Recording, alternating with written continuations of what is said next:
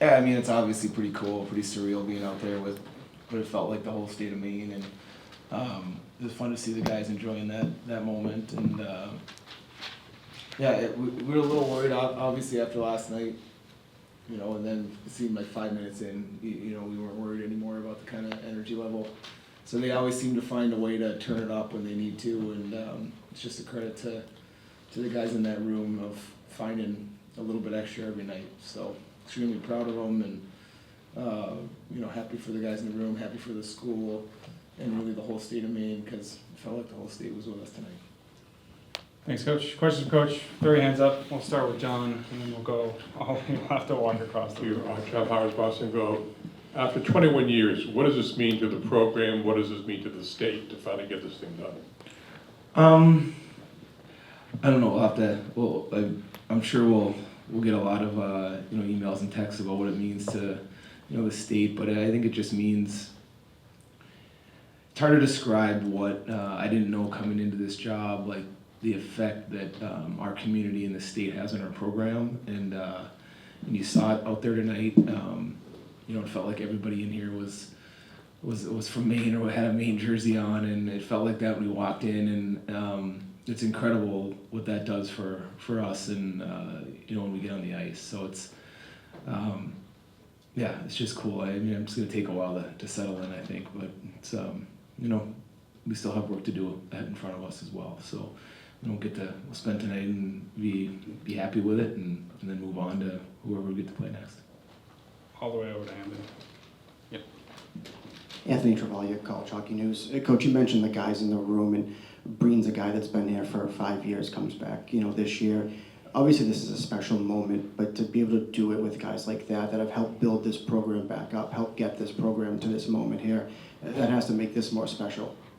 Yeah, I mean, for him to score the first goal after, he's had 2 surgeries this year, broke his leg. I didn't think he'd ever play this year again after that happened at Thanksgiving. Him, Josh Nadeau was fantastic tonight. Harrison scored. David Brazil was awesome. Taylor McCarr, Nolan Renwick was outstanding. Those guys have put a lot of work into, coming from a 3-win team to a 7-win team 3 years ago, and so it's our job is easy when you have kids like that in your locker room. John Doyle from USCHO.com. What do you make of the fact that there was only one penalty in this game? It was against them, and you guys took advantage of it. Yeah, I mean, it was a clean game. I mean, maybe it didn't seem like there were a lot of missed calls, maybe 1 or 2, but I guess that's the way the game, the championship game. I think that's it feels like the right way for the game to go. And we were fortunate to get the one, and obviously scored on it. Josh made a great play. Rich? Hi, Rich Thompson, Mass Live. Ben, just talk about what this game does for you on Sunday afternoon. Put you in a very favorable position. Yeah, I mean, it's the NCAA tournament is basically start fresh, and you're gonna go play someone you haven't seen or don't know much about, wherever that is. So we're gonna have to compartmentalize this and the emotion of it and all that kind of stuff, and get back to work. And the nice thing, is we got Saturday, Sunday, so we have an extra day in the weekend to kind of figure that out and rest maybe, because we'll need it obviously after the overtime last night, and then come right back at it today. All right, we got Dimitri, Luca, Brendan, Bridget. Hey, Coach. Dimitri Chambers, till their afters ring. You talked about how much this means to the state, to the program, to the school. What does it mean to you, knowing that you've been instrumental and just pivotal, whatever words are hard right now, in everything that happened tonight, revitalizing the fan base, the performance on the ice? That must, I know you don't like to be the center of attention, but that must feel really good. Well, I mean, you can probably write that down better than anybody, Dimitri. Dimitri started a blog last year, and basically keeps everyone in our about everything about it. He does a phenomenal job. So it's just feels extremely fortunate to be able to be part of the university and the hockey program in Maine, because we get to. It really feels like you get to be part of something bigger than just playing hockey, and that's extremely, it's humbling. It's every week. people are so passionate about it, and it means something to them. So it's, that's what you spend your, your whole career trying to find, and so I just feel, for us and our staff and our players, it's just we're here at the right place at the right time, and sometimes you get lucky. Yeah, Luca, Brendan, Bridget, Ben, Jack. Luca Tedesco, WML Sports and the 1T podcast. What was the decision to call timeout less than 5 minutes into the second period? What were you seeing there, and why'd you think you wanted to call your players over and take a bit of a break there? I thought we were, we had really a long shift in our end, and I don't know if we were up 2 or 3-0 at the time, but just to get a line change, that was all that went into it. Whether it was right or wrong, I don't know, but why give up one that you don't need to if you're up by a couple at that time? So. Brendan. Brendan Locke, Everything College Hockey. Congrats, Coach. In regards to kind of everything that comes with being the team in Maine, why does it work in Orono? I think it works because of what happened in the 80s and 90s and early 2000s. That's why it works. You could tell a couple years ago, when the team started getting a little bit better, how much everybody, it was, and I'm in the community, I have 3 little kids, me and my wife, so it's like, you just hear, you know how much it means to them. So, and then it was just like, that was kind of the spark to kind of get things, and then you see it every Friday, Saturday night in the rink. It's an incredible experience. It gets better every time you go on the bench, and it's great. You one day you think, okay, it can't get any better, and then it's better the next time. And it's and they really carry us, through those games. It gives us like, it's like having being starting up 1 or 2-0. It really is, and it's so we're just really fortunate. Could you just get the nameplates corrected for me? Thank you. All right, we got Bridget, Ben, Jack. Bridget Prue, WEI. Coach, can you take us through what the last 24 hours were like for your staff and your team trying to come up with a plan of how to rest and recover after double overtime to get here and have the energy that you guys had at the start? We really didn't do anything besides go back and have them eat and drink a lot, and then we showed a little bit of video, and then they went back and just slept again. So, if I'm being honest, I thought that was going to be a really tough task to have the juice today, and but when you have a guy like this in your locker room as your leader, just finds a way to get the most out of everybody. So yeah, it's we're fortunate. Ben. Coach, hey, Ben Barr, WABI, asking Coach Barr. I wanted that all year. I've been waiting for that all year. That is the most insane thing, and I'm putting it in the notes. I've never had Ben Barr ask Ben Barr a question. That's right. So, back to that timeout moment you mentioned last night, where sometimes as a coach you feel like you just got to peel back and let the players maybe just sort everything out. Was there a lot of just player-to-player discussion during that break, and how do you feel the momentum was affected maybe for the rest of the period? And David, pretty much the same question. I mean, was there a lot of discussion? Yeah, honestly, I didn't put a whole lot of thought into that timeout. It seems to be like it seems like a big deal. We were in our zone for like a minute and a half. You take the timeout so you don't get scored on. You get some fresh bodies out there. These guys, we didn't talk much at all as coaches the whole game. Like, these guys are doing it themselves, and there was nothing we were going to say that was going to make things better or worse. They were gonna find the energy from within, and they did. So yeah, I don't even remember the timeout, to be totally honest. I don't remember taking it. I don't remember what we were talking about. Yeah. No, I think it's just an opportunity for us to reset. They had us in our zone for a little bit. It was a smart move to get the timeout, and we're able to come back to the bench and, like you said, talk about it with the guys, say what we're going to do on the face-off to get us out of the zone, and then get some momentum going back for us. So it kind of just gives us a minute to be able to chatter on the bench and be able to come up with a game plan to go out there, win the face-off, and get us back out of the zone. Back to Jack. Jack Webb, Fox ABC 7. David, can you just talk about your journey within this program? I mean, obviously you took it over from the beginning when Coach Barr got here. Really brought it from the bottom clearly to the top right here. Can you just talk a little bit of the journey? Yeah, it's been unbelievable. We've come so far in 4 years. Me, Lyndon, and Rennie, and Coach, and the whole staff. It's been incredible to be a part of the journey, and be a part of what Coach Barr has built here, and just been so grateful to be along for that ride with such an amazing group of guys. He's brought in incredible players, but also incredible people, and that's what gets the job done, especially in games like this. You know, it's about the culture, and we were able to go out there and showcase that and showcase how tight of a group we are. You know, there's going to be ups and downs throughout games. We battled on Thursday night going into double overtime, and our mindset was just unbelievable going out, and we said we're just going to work the team, you know, so it was awesome. You can come on up. Grab a seat. That is an unbelievable. Can't have you hide in the back wearing that. All right, we're gonna go to the back. Are you guys all wearing those? That's awesome.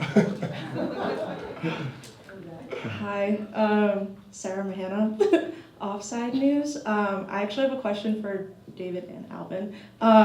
So it was really crowded out there, a bunch of Maine fans, and it was really loud.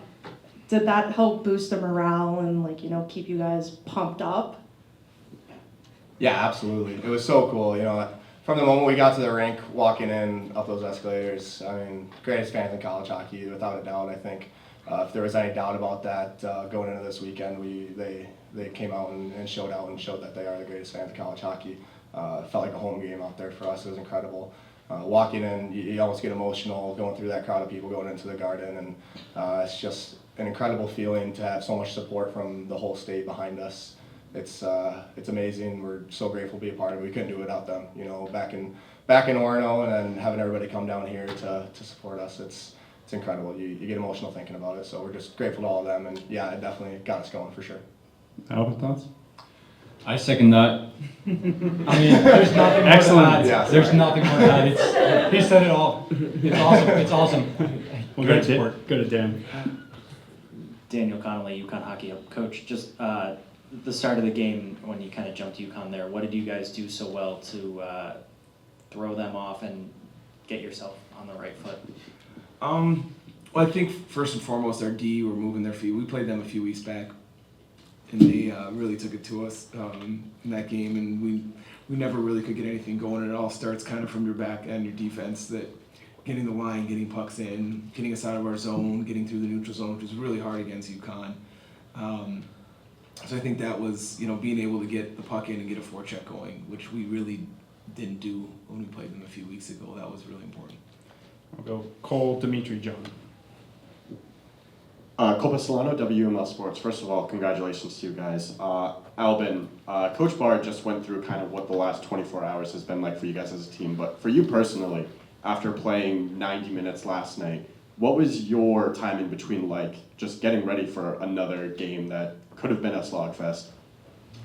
I mean, yeah, just trying to recover as much as possible last night, get a good night's sleep, get some good region work this morning, and then another power nap throughout the day, and then back at it for the game.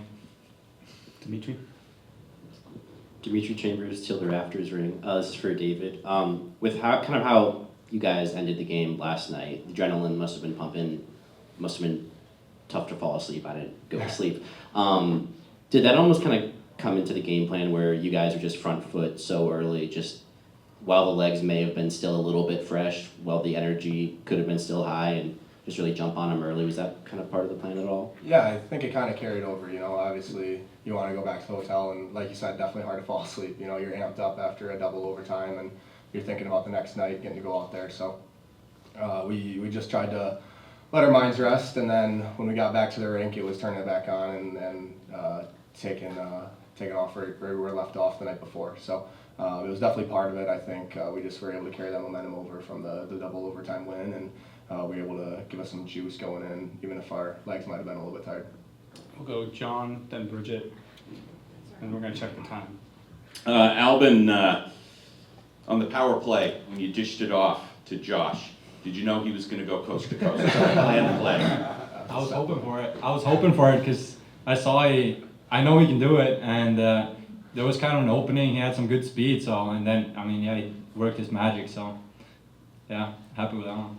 That was a set play by Jason Fortier. Bridget? Bridget Pruitt, WEI. This question is for Ben and David because it's about Albin. How important were his performances to your tournament? You can't, there's no words to describe how great he's been for us, not just in the tournament, but all year. To put us in a position to have a home game, be able to have a bye in the first round. That's all on his back. You know, he was able to carry us through this regular season. He's been incredible for us, and had a great tournament. And we're looking. It's going to be awesome when we go into the national tournament, having a guy like him between the posts. You know, obviously starts with the goaltender and then goes defense out, and we're fortunate to have such a great goalie. Brendan all the way at the back. We're good. He has. I mean, I can't say much more about Alvin. I mean, I get asked about him every week, and there's not much more you can say about him. I think obviously he's a good goalie. His approach and his mental approach to the game is as good as any goaltender I've ever been around, and that's what allows him to play last night in 5 periods and come back 19 hours later or whatever it was and do it again. And we're fortunate to have him, and he deserves everything he's gotten. Brendan Locke, Everything College Hockey. Alvin, I'm just curious about the jumpsuit. Like, where did it come from? What's the story with it? So we got these at the start of the year, and it's not our game day fit normally, but we said we're bringing them, everyone's bringing them, because after we win, we're going to wear them after. So I got it after we won, and I'm wearing it, so it's kind of, yeah. A little backstory on that. I think it's a replica of the ones the 1993 team won. So if you see pictures of those, Kevin Ritz, our equipment manager, he wanted to. He asked if we could, before the season, hey, would the guys like this? I go, I don't know what they like. I don't know. I'm not in that world. They got them, and they thought maybe they were a little loud, but you know, tonight maybe is a night they can put them on. David gives them permission to. Yeah. Josh, up front. Josh Vinashak, College Hockey News. Alvin, we were told that you yell at your teammates in Swedish. What are you saying, and do they understand what you're saying? I don't think I normally yell in Swedish too much, but I mean, probably occasionally, and also in my mask, like they probably can't hear what I'm saying, even if it is in English. So that might be part of the problem. Like we hear his voice, and then like a whistle will happen, and I usually go up and ask him what he said. And yeah. It's usually something productive. So he sees the whole play back there. You know, he's our eyes back there. He communicates so well, and that's such a great attribute for a goalie, is to be able to communicate to your D-core when guys are sneaking behind you, and he does a great job of that. So it makes it easy to defend in front of him. Anything else out there for the guys? They've been here a long time. All right, that's it. Thank you guys. Appreciate it.